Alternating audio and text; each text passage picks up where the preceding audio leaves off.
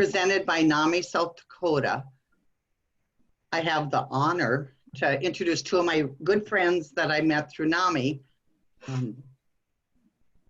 NAMI, Mallory. Mallory Klochek is the Ending the Silence State Coordinator for this program, and she'll tell you all about the program. And then Emily Meyer is a young adult who lives with a mental health challenge and is going to talk about her experience of living through that and with that. So I'm going to turn it over to Mallory and Emily. Awesome. Thank you, Cindy, very much for that introduction.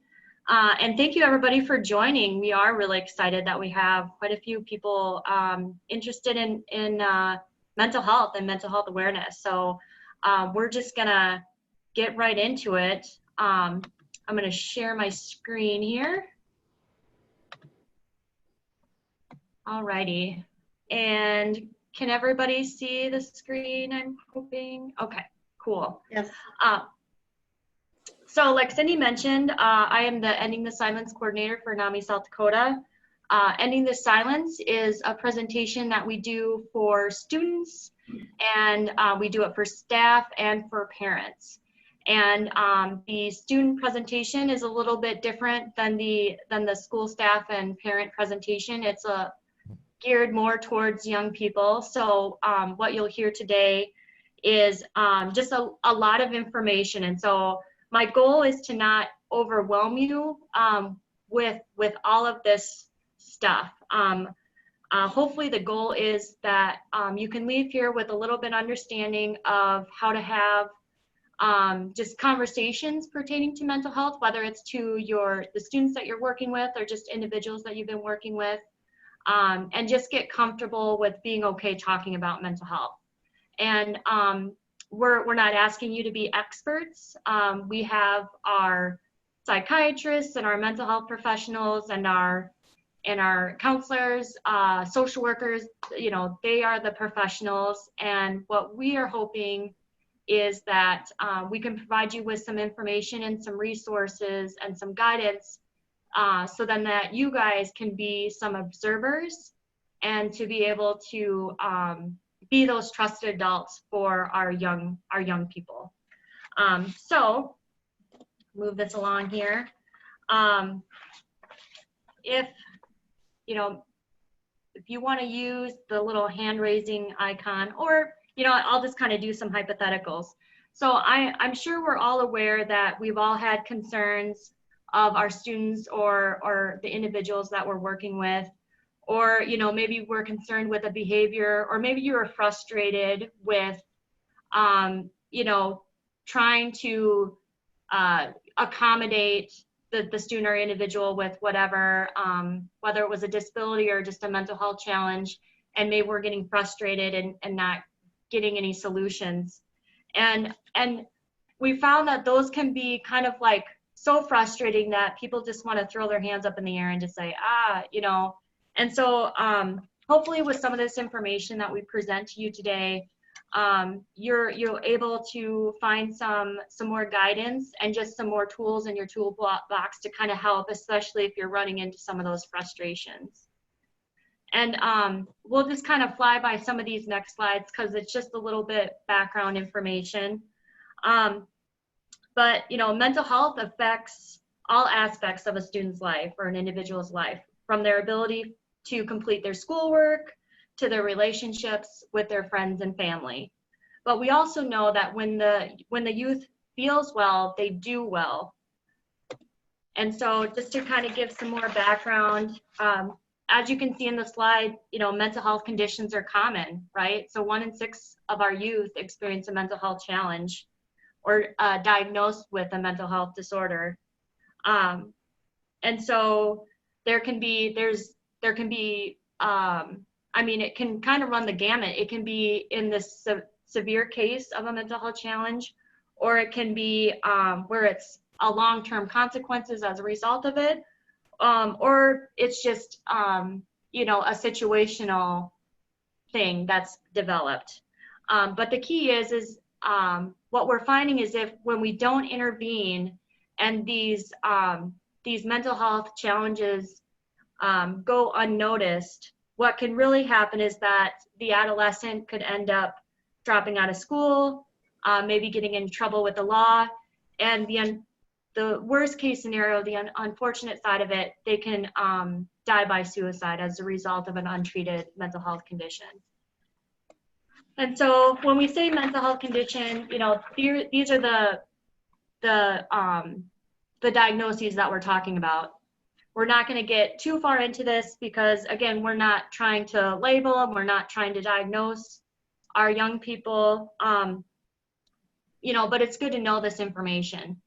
So if you're interested in learning any more about these things, the NAMISouthDakota.org website has a link to a number of websites, the NAMI.org website, the National Institute of Mental Health website, which has like tons and tons of information on every diagnosis that's imaginable. So if you are wanting to know more of any of these, you're welcome to check those out. But for this presentation, this is what we're gonna really focus on. You know, we're gonna touch on the warning signs, and this may be a refresher for a lot of you guys, but it's just good to kind of have a refresher.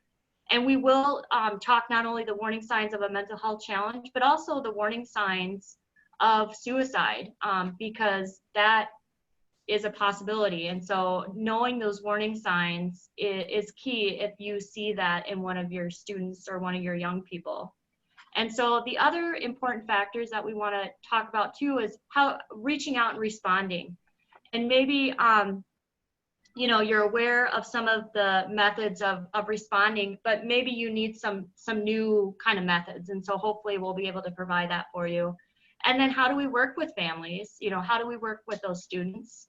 And then finish with resources and support that's available to you guys. All right, trying to keep track of time here. All right, so for this summit conference that we're a part of, all the handouts are on their website in the session resources that they have at the top of that website that they have. And so one of those resources is a handout that has the warning signs of a mental health challenge. And so I'm not going to list them all off, but I'll just name a couple. Feeling sad or withdrawn for more than 2 weeks. Sudden overwhelming fear for no reason at all. So some of those are warning signs. And so the key to when you look at those warning signs is the intensity, the duration, and the level of distress. Because as you know, as a human, I'm going to feel sad or withdrawn sometimes. As a human, I'm going to feel overwhelmed sometimes. But if it's lasting more than 2 weeks, you know, how long are these symptoms lasting? You know, is it lasting a month? Is it lasting 6 months? And same with the intensity. How severe is it? Or are you noticing it that it like there's some intense moments and it kind of dips down and then it comes back up again? And then how is this impairing their daily activities? You know, are they showing up late? Are they not getting their assignments done? And this is out of character for them. You know, that's when it's impairing their daily function. Again, that should be taken in consideration when you're looking at these things, because it's not just one thing. It's kind of like an overall, what are we seeing overall? And so another factor to consider when you're looking at warning signs, or just kind of that identifying kind of thing, is that maybe what the parents are seeing at home is completely different than what you're seeing when you're interacting with your student. And like, I'll just use myself, for example. I've had some diagnosed mental health challenges over the years, and, you know, still have anxiety and depression. And when it was really severe when I was in middle school and high school. And, you know, I can recall moments where, you know, what my parents were seeing at home was completely different than what my teachers were seeing at school. Like, my parents were really kind of seeing the isolation and the lying. And at school, it was more, I was really portraying the the perfectionism and really just like really following things to a T. And it was like this kind of Dr. Jekyll, Mr. Hyde kind of thing where, you know, my parents are wondering what's going on, and like the school's like, I don't know what you're, you know, so there is like a difference between the two environments. And so it's always, and when we get to it, when we talk about how to work with the families, you know, some of those things might come up. It's like, well, that's not what I'm seeing, you know, because that's true. So right now, let's see if we can do this and maybe use the chat feature that Cindy and Bev will be monitoring a little bit. But maybe even on your own, you know, writing out some reflection.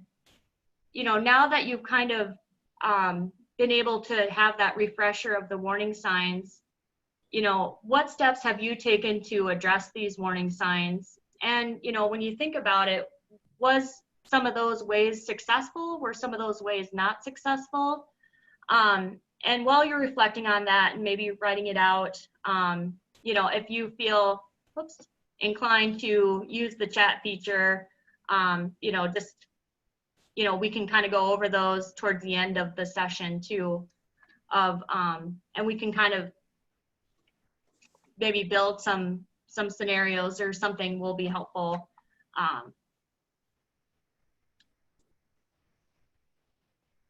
Awesome.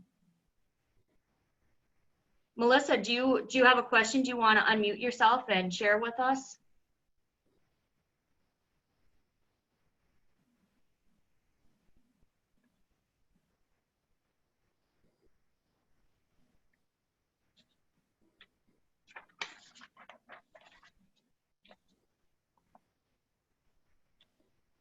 Dan or Bev, is Melissa able to unmute herself?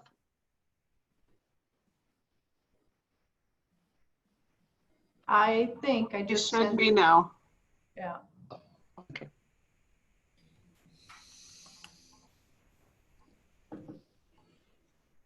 I think the chat is disabled too, you guys. Is it? Yep.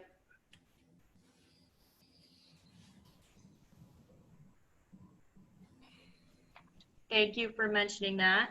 I was just able to post something on the chat, something that I put that in my own personal life, something I was not successful for me with my grandson who lived with anxiety, is telling him, you'll be okay when you get to school. I learned that, no, he wasn't going to be okay, and I shouldn't have assured him when he knew dang well he wasn't going to be okay. So, but now I think it's working, Melissa.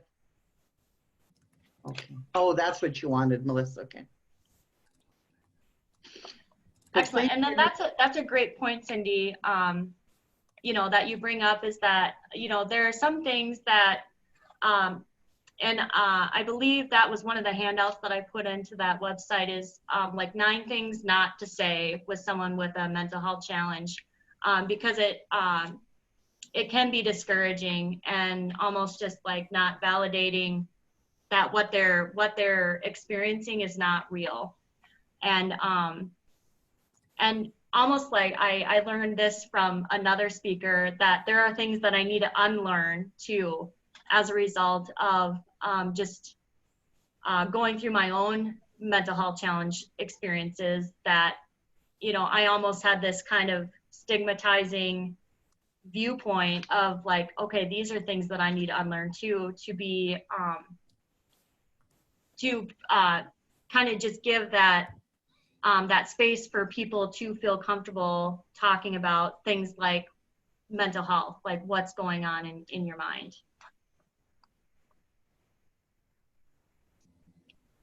Mallory, there is a comment here. Deb or Stacy, would you prefer to tell the story yourself?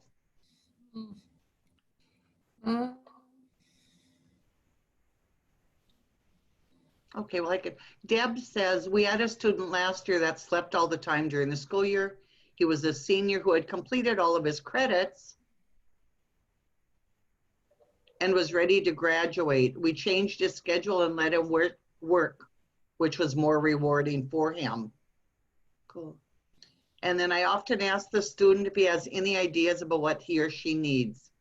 I have used the Calm app and allowed the student time to do some meditation. Pre-teach progressive muscle relaxation. Very cool.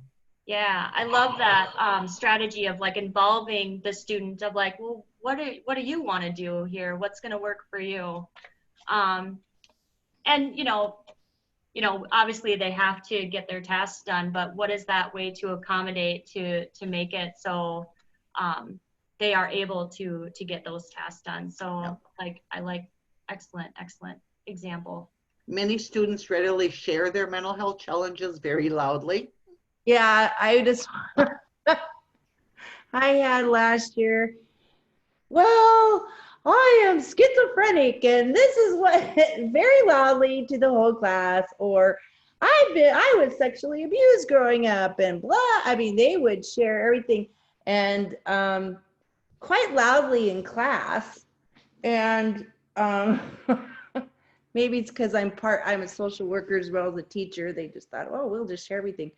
But it was kind of a challenge at times to get them to not be so boisterous about their challenges, and also not using some of that as an excuse not to do things. I mean, yes, I think we really need to be careful and help them with this, but I also had kids that say, well, I don't have to do that because of this, or this. So I think it's empowering the kids, I think, to do that. They can do the work regardless of the things. And like you were saying with the calming things and things like that, like, how do you think you can get through this and get your work done and all these things? But I'm telling you, most of the mental health issues for most, it's very high. And a lot of the kids are struggling. And I took trauma-informed instruction and trauma-informed classrooms, and we have a lot of kids who are struggling, and some of them were really willing to share. And I thought that was kind of cool, though, that they were able to at least say, this is what I'm dealing with, and they didn't feel bad about it. So Mm-hmm. And then there were just a couple, Mallory, talking with someone trusted that you'll be talking about more, taking breaks, journaling, cool wellness activities. Excellent. In our school, we had some kids that, they were just snapping or chatting with other kids. Thankfully, the kids that were receiving kind of knew what to say and told an adult. So then in school, then we were able to get who we partner with, a counseling, and they did an assessment right away on the student. So that was something that was successful. Mm-hmm. Cool. Excellent. And I love the examples, because I think it just shows that, we're not here to solve their mental health challenges or any of their challenges, but to, find that balance to be able to allow them to share and be those trusted adults of like, okay, I'm noticing that you have no problem talking about this, and how can we build on that so you're not disruptive, but to be able to provide that outlet for you to whatever this is, that you're able to express it in a way that's going to be healthy. And how, as trusted adults, can we continue to respond to that in a good way, right? And I think these were great examples of being able to respond to those things. So excellent, thank you guys. So as we move on, we're going to talk about some deeper subjects here with mental health challenges. We're going to touch on suicide. So as you can see, suicide is the second leading cause of death for our young people, and it's a statewide statistic as well, second leading cause of death. And something more importantly too, a study was conducted by the National Institute of Mental Health, and they found that children and adolescents with disabilities on top of their mental health challenges were at risk for suicidal thoughts and death by suicide as rates as high as 48%. You know, so it is a real thing that you know, the students that we're working with and the individuals that we're working with, there are these you know, these huge things that we as trusted adults, the more information that we're aware, the warning signs and how to respond, you know, those can play a huge factor in making sure our young people get the help that they need. And we also do this with the students too. You know, suicide is a very complicated thing, and there are signs that can happen, but they can be very subtle at times. And so if something is missed, if a warning sign is missed, it isn't anybody's fault.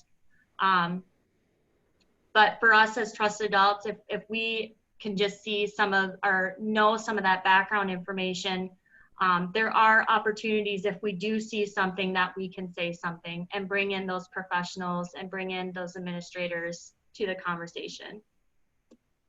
And so just to kind of go over some of these risk factors and warning signs, again, these are on those handouts that are on that website.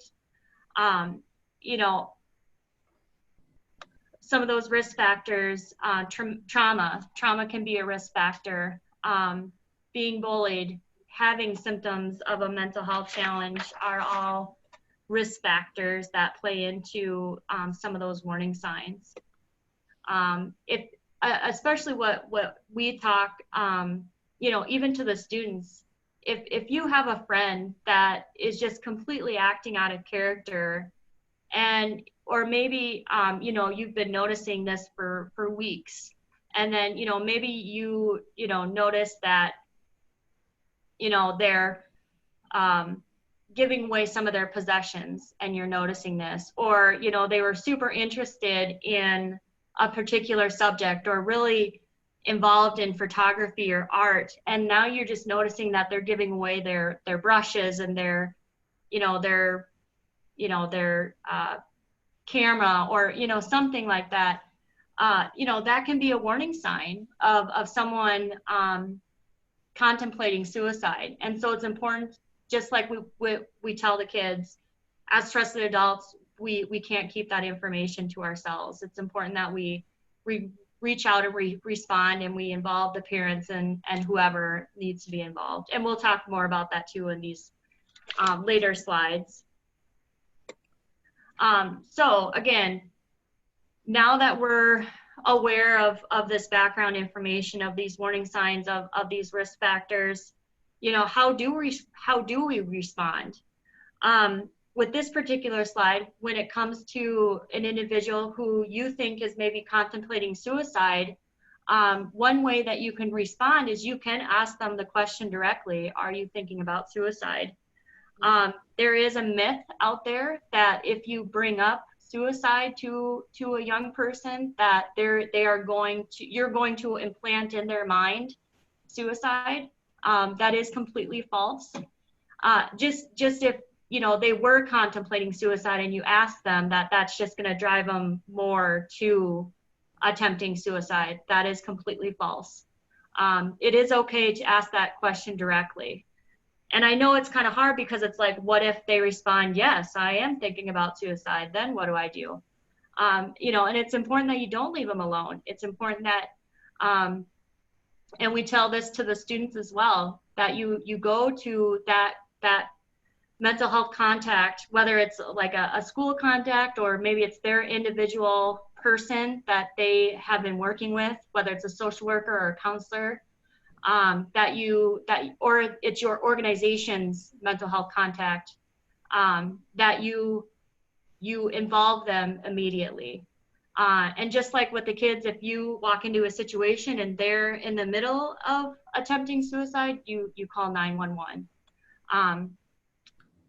But the important thing is again, that when you recognize these warning signs, you know, suicide can be prevented. So again, with any warning signs with a mental health challenge, it's important to talk to the family. It's important to talk to that mental health contact, whoever that is. And if you don't know, I encourage you guys when you leave here to just find out who that is with the organization that you work with, or with the school you work with, or that individual, if there is, especially if they do have a mental health diagnosis, because it's always good to just, I mean, they may not be able to tell you anything unless they have that disclosure, but you know, if you're able to share with them, hey, I've noticed something about Tim, and I know you're his counselor, I just want to provide this information to you. They can take that information. And again, with the student, just like that great example, you know, just involve the student or involve that young person of just like, well, what would you like to see? You know, what's something that we can do that will help you, you know, with these tasks? You know, and always a great opportunity to respond to the student. So again, reaching out to that mental health contact, they like lots of information. They like documentation, and I agree. You know, the more information that you can provide to them, what you're observing with the students, if you're noticing these changes and nothing is getting better, you know, provide those concrete examples to that contact, because that's going to be a huge thing for them as they move forward in working with that student as well. And if anybody has an example that they would like to share with the group, you know, by all means, take yourself off mute, and I would love to hear, you know, if you were able to document with some behaviors of an individual and able to like provide them to any of those mental health contacts down the road.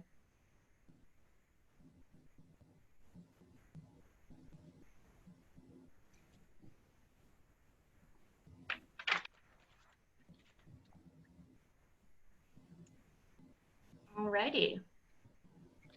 That's okay. We'll have plenty of time to talk about more stuff. So, alrighty. So another thing when you're reaching out to the students, same kind of concept, like share those examples that you're seeing. You know, if you're noticing that, you know, Billy is showing up late or disrupting the class, you know, with the outbursts or whatever, you know, share those things.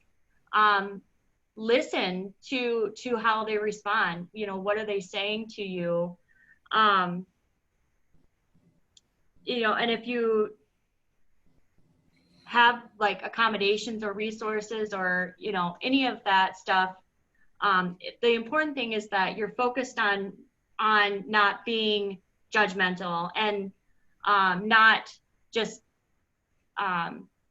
you're not validating or, you know, where they're going to interpret as like, well, you don't believe me anyway, or just kind of that what Cindy mentioned of just like, oh, you'll be fine by the end of the day, just get over it. Those are phrases that we know are not helpful, but it's so natural to just be like, it's okay, you'll be fine, you know, trying to be positive, but those phrases overall end up hurting more than helping.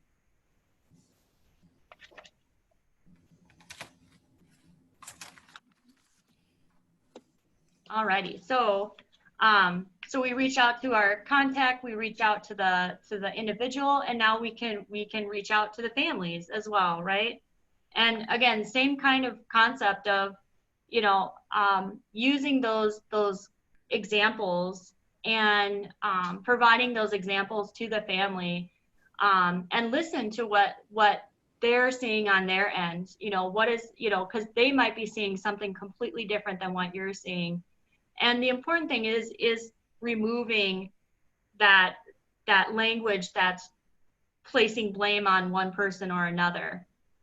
And like the big takeaway is how do we, you know, how do we use that destigmatizing language where we're not, you know, even just the simple phrase them instead of using like, I'm concerned your child has a mental illness, that, you know, you just phrase it in this, I've been noticing some behaviors, I've been noticing some changes, you know, and, you know, I want to know what have you guys been observing something different, or have you guys been observing anything that's out of the ordinary, and start having that dialogue. And really it's just about connecting, especially with the families, of how can we work together to help this child. And I have a really cool video to show you guys that it just really just kind of ties everything in my opinion. So I'll have you watch that here. Oh, well, there we go.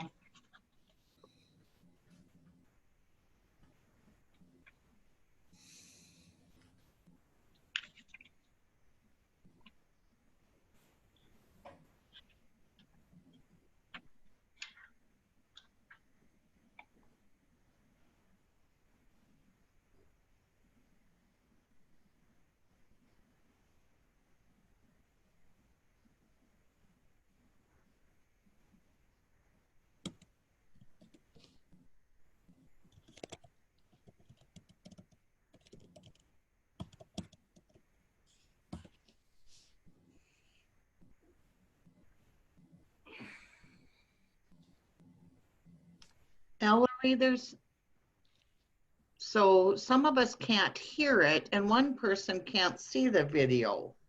Oh, Yeah, I can't hear it either. is your I can see now, I just can't hear it. Oh, let's see, where was that?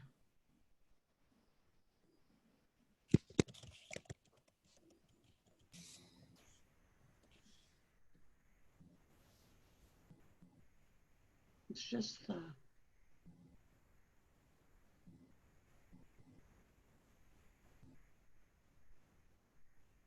Dan or Bev, do you know about the audio sound? Yeah, you know, when we met with Ty the other day, Cindy, they let us know that videos sometimes don't work very well. The sound is way behind. They don't catch through Zoom. That's right. Yeah. So when you go to share, before you click on share screen, when you're selecting which screen to share, on the very bottom, there's a box that says share computer sound, and that should be checked. Okay.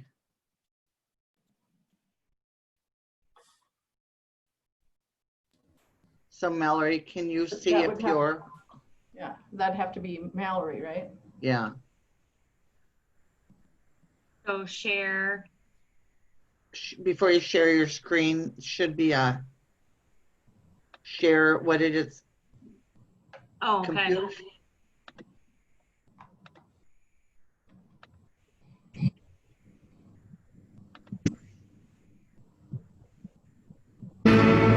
There we go.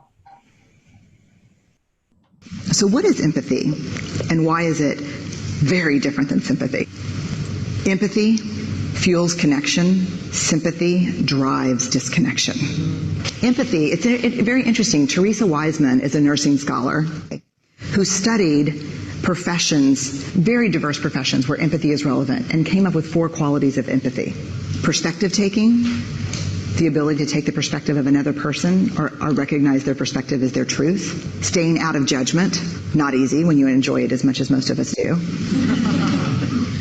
Recognizing emotion in other people and then communicating that. Empathy is feeling with people. And to me, I always think of empathy as this kind of sacred space when someone's kind of in a deep hole and they shout out from the bottom and they say, I'm stuck, it's dark, I'm overwhelmed. And then we look and we say, hey, you climb down. I know what it's like down here, and you're not alone. Sympathy is, woo, it's bad, no, you want a sandwich? Empathy is a choice, and it's a vulnerable choice, because in order to connect with you, I have to connect with something in myself that knows that feeling. Rarely, if ever, does an empathic response begin with "at least." And we do it all the time, because you know what? Someone just shared something with us that's incredibly painful, and we're trying to silver lining it. I don't think that's a verb, but I'm using it as one. We're trying to put the silver lining around it. So I had a miscarriage. Oh, at least you know you can get pregnant. I think my marriage is falling apart. At least you have a marriage. John's getting kicked out of school. At least Sarah is an A student. But one of the things we do sometimes in the face of very difficult conversations is we try to make things better. If I share something with you that's very difficult, I'd rather you say, "I don't even know what to say right now. I'm just so glad you told me." Because the truth is, rarely can a response make something better. What makes something better is connection.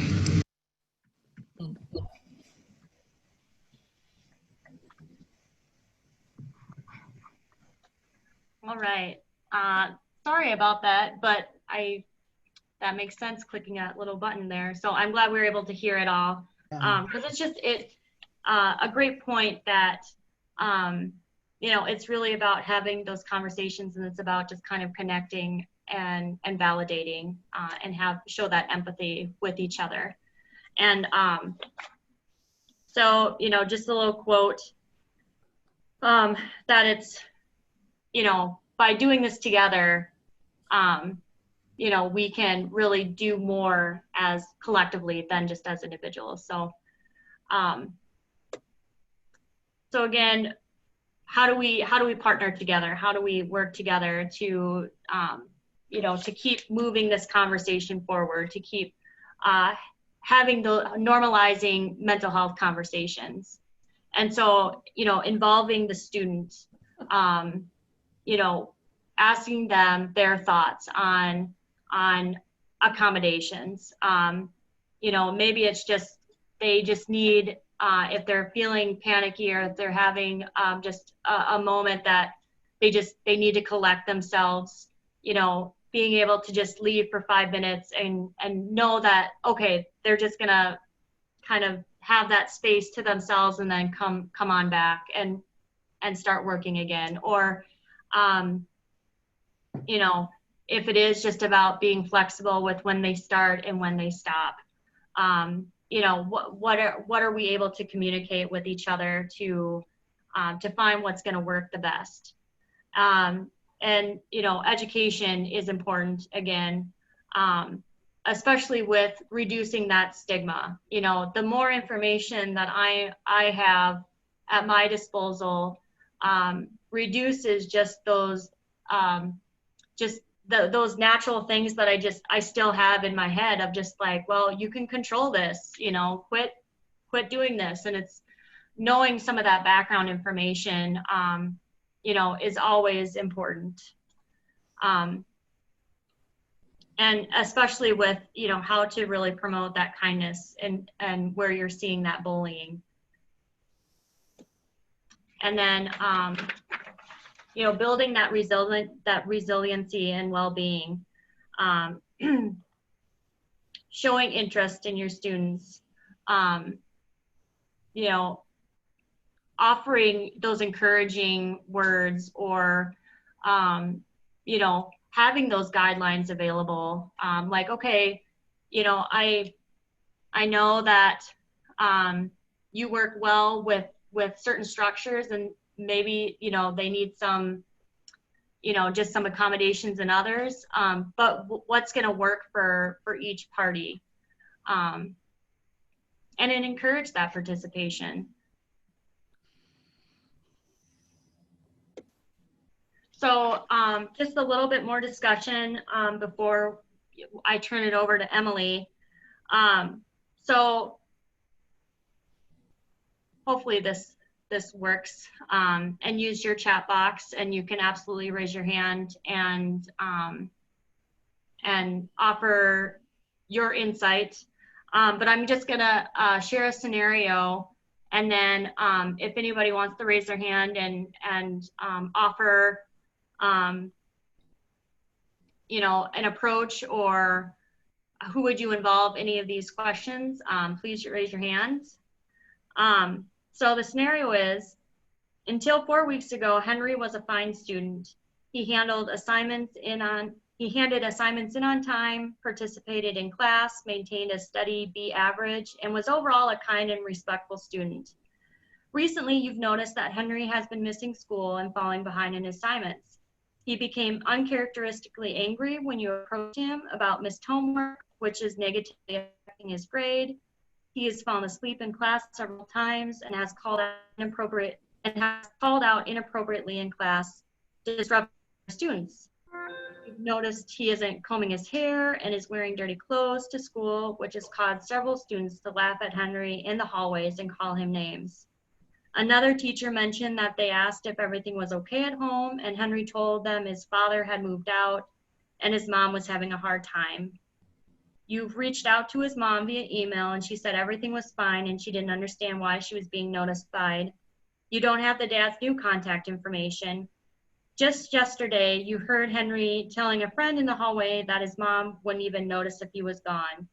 How would you use the skills that we've mentioned in this presentation to help Henry?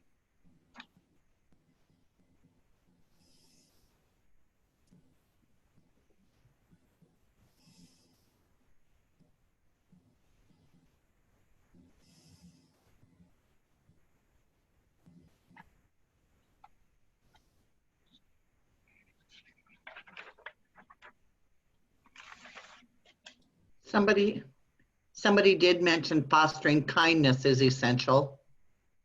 Mm-hmm.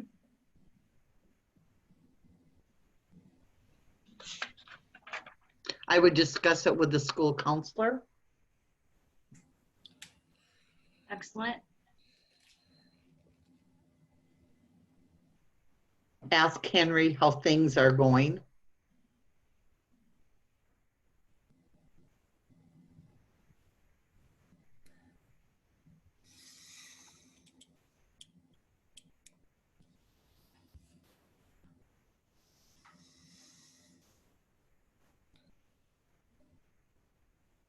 Take time to listen to the student. Maybe start out with a safer subject. Oh, I would reach out to him and just say how things are going. Maybe have lunch with him. The chat is moving now. I can't keep track.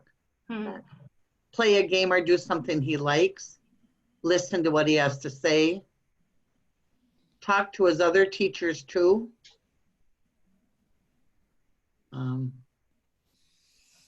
Involve the school counselor, reach out to the counselor and speak one-on-one with the student. I would also dig deeper to try and get in contact with dad. He may have more key information. Mm-hmm. If I heard him say mom would notice he was missing, I would personally reach out and let him know that I overheard and I would miss him or notice. So what outcomes would you want to achieve with this scenario?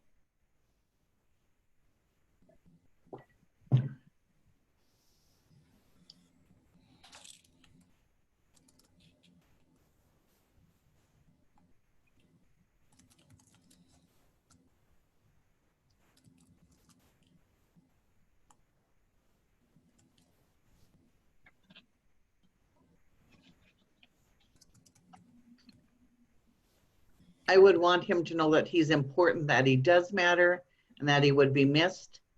Let him know someone cares. I would want him to get some help with handling what's happening at home. I would want him to know that I was a safe person he could talk to. Help the student get a sense of belonging. Let him know that he's seen and people care. I'd want to make sure that mom was aware of how Henry's feeling.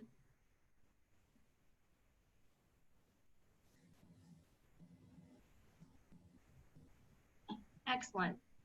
And so all great suggestions and answers. And the point of just kind of hearing a scenario and just kind of, and typically what we would do is like, we would kind of do group discussions. There he is. There's my dog. Group discussions to just get a sense of what the approach is for each person, and know that each school, each organization, each individual is going to be so different. And so to get that, I get those ideas and just kind of play off of each other of what do you do in this scenario? What is it that you do? What is it that you hope to achieve with these things? And kind of the overall theme of it is when we can respond in a way that's going to be positive and connecting, that is ultimately going to help the student. And I even found in my own life that those little things that individuals do matter in the long run. Like I remember a teacher reaching out to me when I was kind of at the height of some of my challenges. Like I didn't do the same activities that I'd done before. One being I didn't go out for the basketball team, and she noticed that, and she didn't bring it up in this way of like, well, why aren't you doing that? But in more like encouraging me to go out for oral interp and encouraging me to seek some of these other outlets that I didn't think I could do, honestly. And those little things do matter. And it was kind of how she did it. And you know, knowing me for, you know, the however many years that she had known me, to be able to kind of connect to me in that way, you know, even to this day has been so helpful. You know, and that just kind of is having that connection with your individual students. Because again, it's not about trying to solve the problem. It's just about providing that you know, just that understanding, and just to be that person that it's okay to open up to me, you know, and not shut it down with like, oh, you'll be fine, don't worry about it kind of attitude. So thank you for all participating in this. So we'll just finish up here with some of the resources that we have available, and then I'll turn it over to Emily to share her story. NAMI is a great resource to use.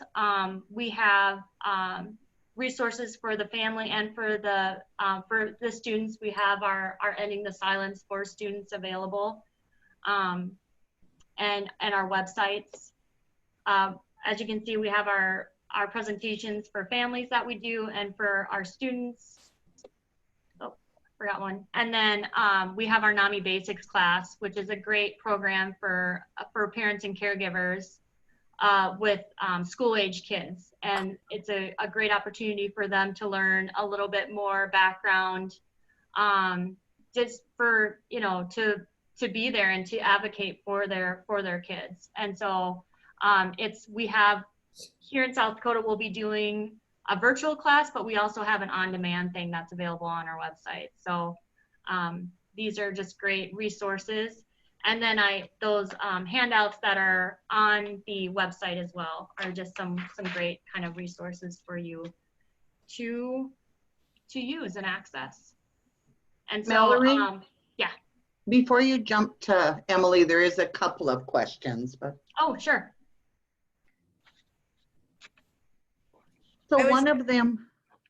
Oh, I'm I sorry. was just going to share, when I was being actual counselor, we watched it.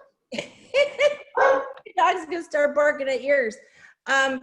There is I don't know where it's at, but it's a video about people who attempted to jump off the Golden Gate Bridge and or jumped off and didn't die. Anyway, they talked about just having, if one person just at the bridge in this particular situation said, "Are you okay?"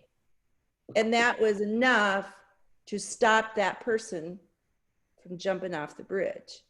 And so I think that, and I can't, you probably know where it's at, Mallory, but it's really a good video. I think it's about just suicide in general. And so just taking the time to say, "Are you okay?"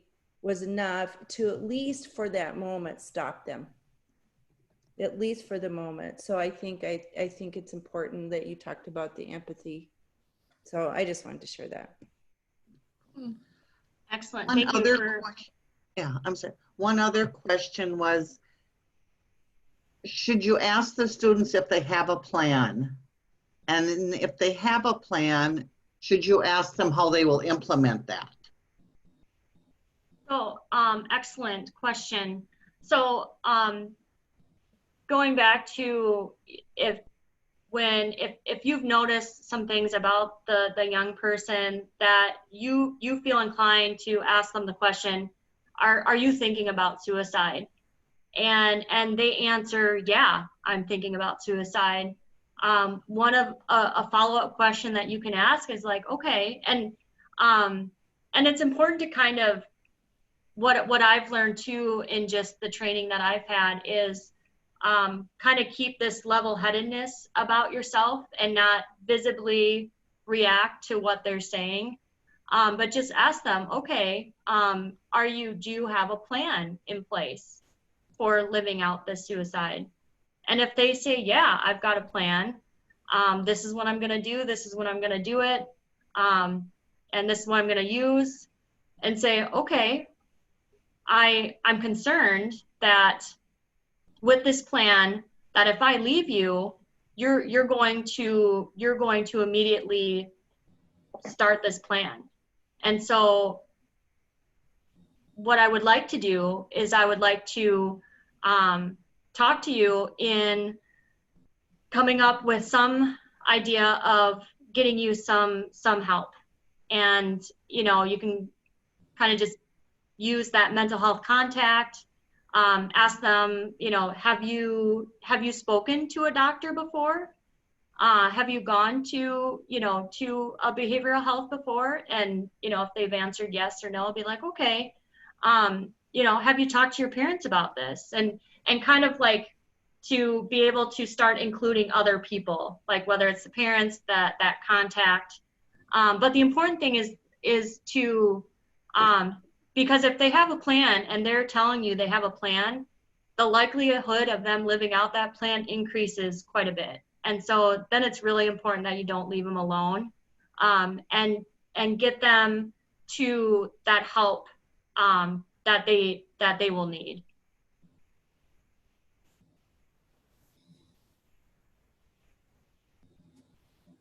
Great question.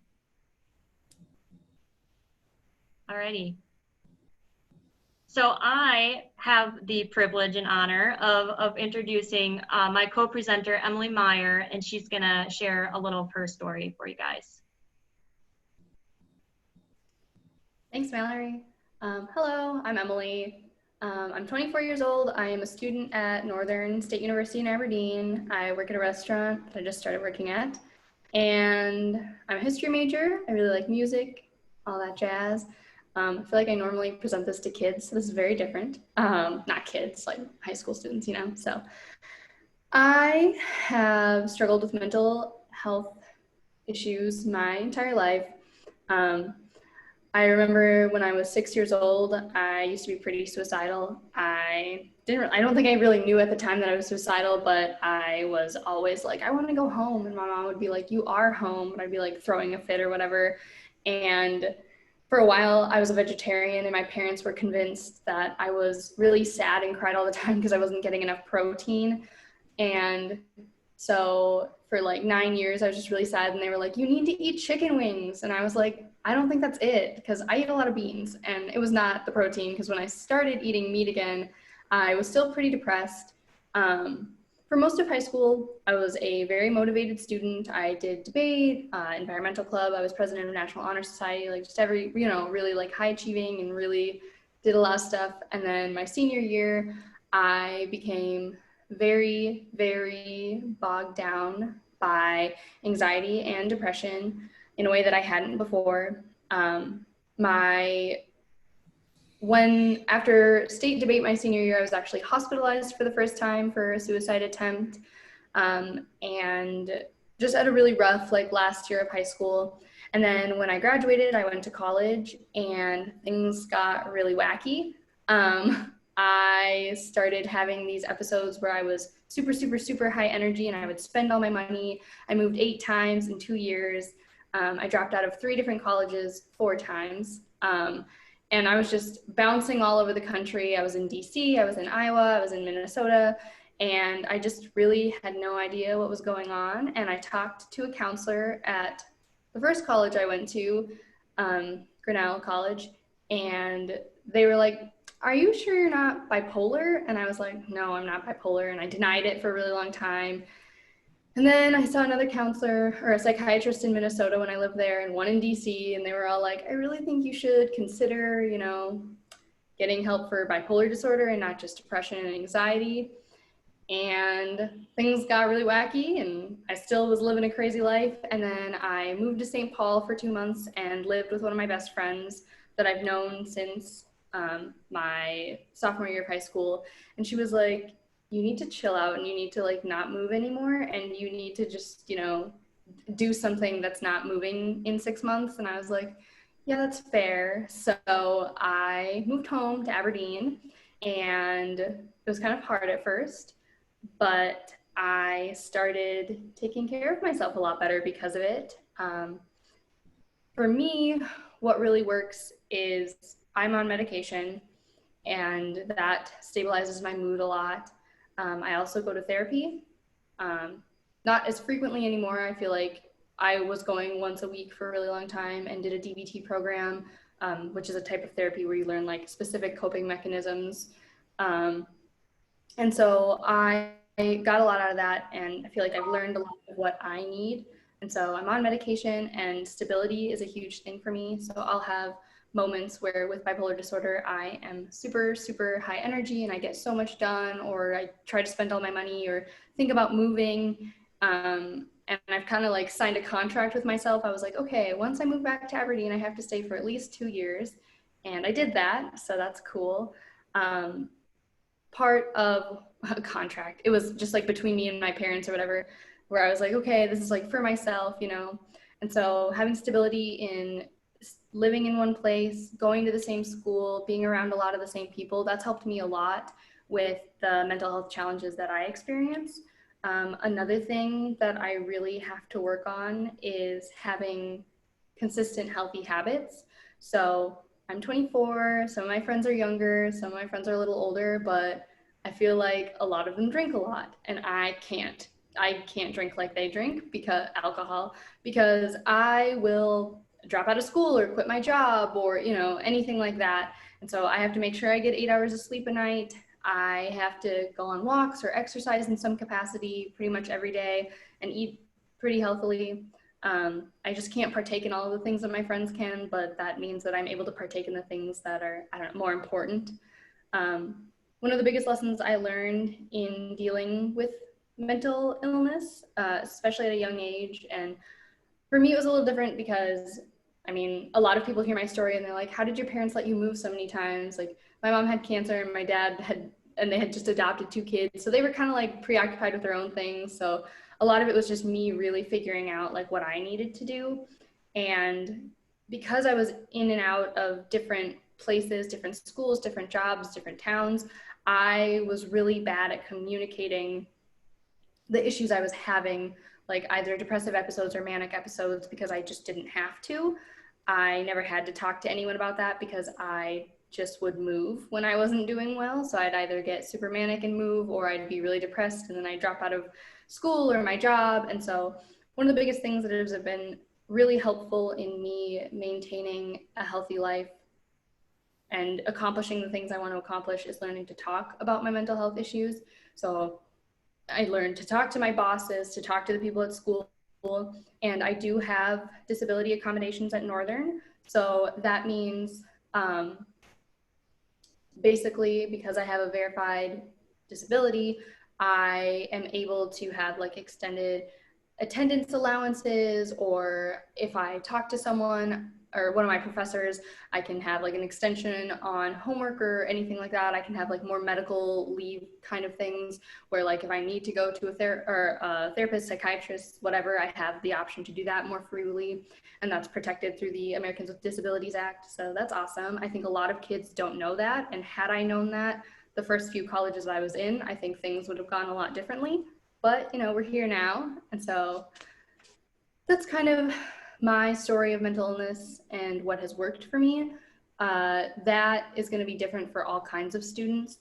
I was being treated for an illness that I didn't have at first. And so things in early college and late high school were really chaotic. And that's sometimes what happens.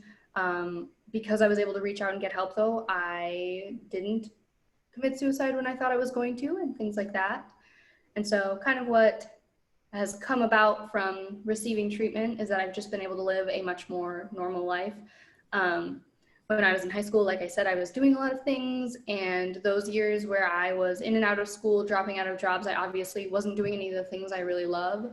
So now that I have my mental health under control and I'm much more well and I'm focusing on wellness in my life, I have actually accomplished like getting schoolwork done and finishing up credits and things like that. I have much more stable relationships with my friends and my family. I'm able to do extracurricular type activities, so getting to present to high school and middle school students for NAMI and making them know that they're not alone. That is really rewarding for me. And when I was not receiving help for my mental illness, I was not able to do any of that. I was basically just like struggling to survive. And now I get to do things like apply for grants and do projects in the community and do activist work and things like that. And that has been just one of the best things about kind of getting everything under control. And I love being able to talk about it, to be able to teach other young people that mental illness, it sucks, but it's something that a lot of people go through. It's something that you can overcome, and it's something that you shouldn't be ashamed of getting help for. So that's why I'm here. Thank you for everyone for listening. Awesome. Thanks, Emily. So we can open it up for questions. If you guys have any, you're welcome to put it in the chat box, and Cindy will help us monitor them all. And I don't know why I'm always on the big screen, but hopefully Emily can be seen too. So Emily is on my big screen. oh, good, because I'm excellent. Lots and lots of thank you, Emily. I admire your perseverance. You're amazing. Must be hard, but going to help so many kids. Guys, Yeah, it was very good. thank you. You know, I did, maybe Emily and Mallory can talk about this, but I did put in the chat that NAMI Ending the Silence for students, middle school and high school, is available statewide. Yes. So Thank you for mentioning that, Cindy. Yep. And our Basics on Demand is available online. So that is a great tool as well to offer to parents and caregivers. So.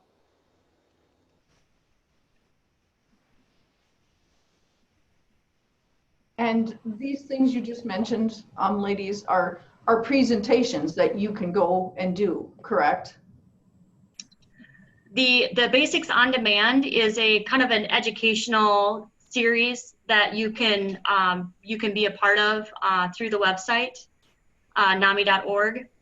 And the Ending the Silence presentations are presentations. So with this format, there are CEUs available, you know, through the TSLP, the conference that you guys are doing.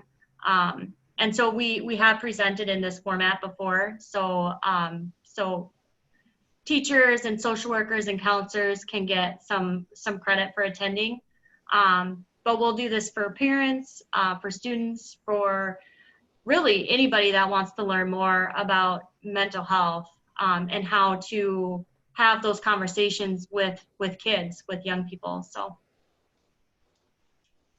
At this time, they're not able to do it person to person because of the pandemic, but can do it virtually. Can we ask a question? Yeah. Oh, yes. Emily, would you have advice for teachers or professionals in ways they could have helped you more? What could the adults have done for you in high school, or what? Do you have any response for that? Yeah, so I think obviously for each student it's going to be really different. I think I don't know, I don't want to say got away with a lot, but in high school especially, because I was like a straight A student and I was in a lot of extracurriculars and I had like a pretty good like reputation with a lot of teachers, I missed a butt ton of school and got a ton of allowances. And I think that was helpful in some ways and not in others. Like I should have been in class when I wasn't. But I think like I read in one of the notes that one of the students is like lying, stealing, and cheating. I never really did any of that. My biggest issue was with attendance. But the teachers that did really help me were ones that would talk to me one-on-one, and they would just remind me, like, it didn't even have to be about like anything dealing with my mental health. It was often about just showing that they cared about me as a person, kind of thing. And I think some students I know that I have talked to who were not like as good at school or, you know, whatever, they have a lot harder time having people be compassionate or generous to them, I think I want to say, just because, you know, it's a lot easier for a student who's, you know, doing really well to be given a lot of allowances, but it's a lot harder when, like, if the student's failing or something like that, like, what do you do? And I don't have great answers for that, but I think still just like extending a lot of compassion. So developing a relationship was extremely important. Mm-hmm. Working on a relationship with you. Yeah. And so I had a couple teachers I went to Aberdeen Central who were just really great about caring about me outside of school too. And I think that those teachers have a lot of success with students who have mental health challenges. One of the teachers is like a lit teacher, an English language arts teacher. And I know she like consistently has students that just like sing her praises, and like that she has helped out in a lot of situations because she's just really compassionate, even if students aren't doing that great in school, kind of thing. And so, sorry, I'm trying to read at the same time that I'm answering, but. And I can read that one to you, Emily. Oh, yeah, I just got it. But yeah, I don't know for students who are having issues with acting out in some ways, I'm not 100% sure how to help, because that was never really how I experienced symptoms of mental illness. There's a question here. It says, I have a student that's starting to concern me a little bit, and maybe you can give me some advice. 16-year-old student who has outbursts in my class. He will fart and belch in class to get attention. He also has a hard time with lying, stealing, and cheating. I have a great relationship with his parents, but they're also starting to see these same behaviors at home. They're looking at me for some answers. I'm not entirely sure the next steps to take. We have kept him on a very short string because if he has the chance to make a decision, it's 99% the wrong decision. Poor guy. Yeah. Somebody says, what's the function of that behavior? But if anybody has any input to help Shayna out with that, please put it in the chat, or Emily or Marilee, if you have anything to add.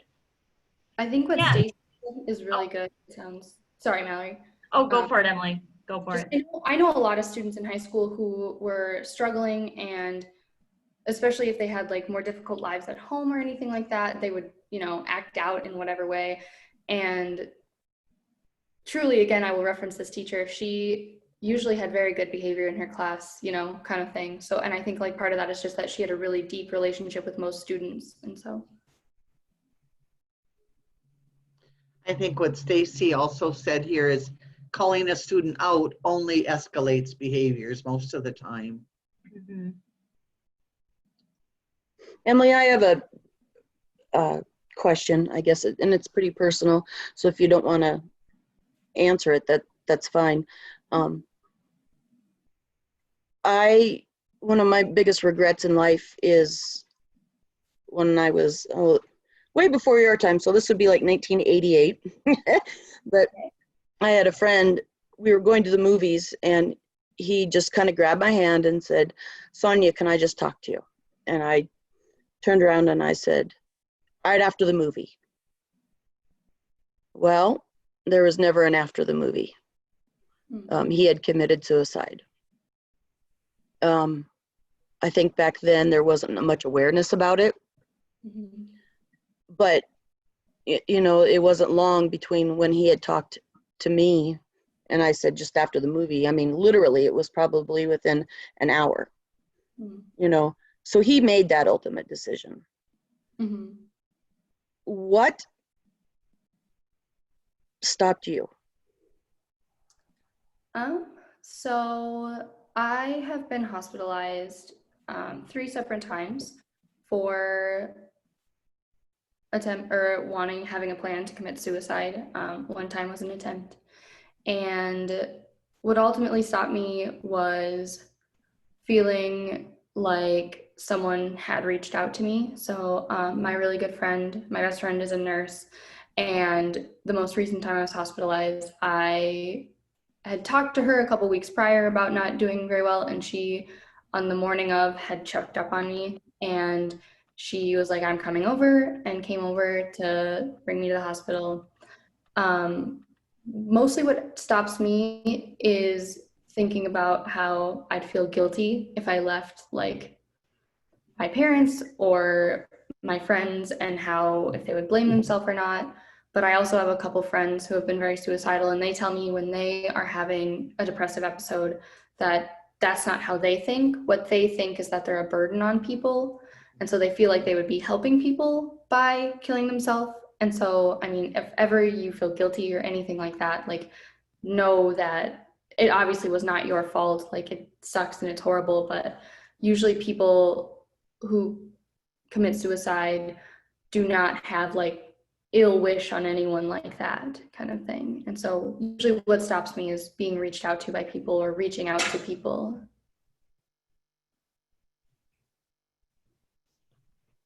Thank you. Thank you.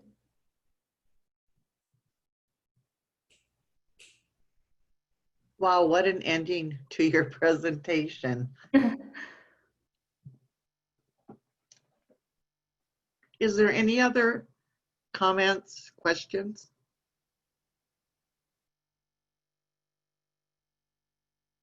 Thank you so much, Emily and Mallory. Yeah. Lots of great information, and your story is very powerful, Emily, for all of us. So I want to thank you too.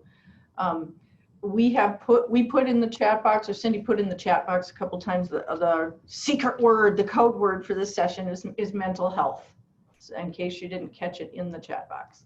Yeah, okay, yeah. Cool. I'd like to thank you guys for caring about your students and everything. Like, it's really awesome that you guys are here and willing to listen to these kind of things. I was watching the chat room, and at the top we had 77 people in the room.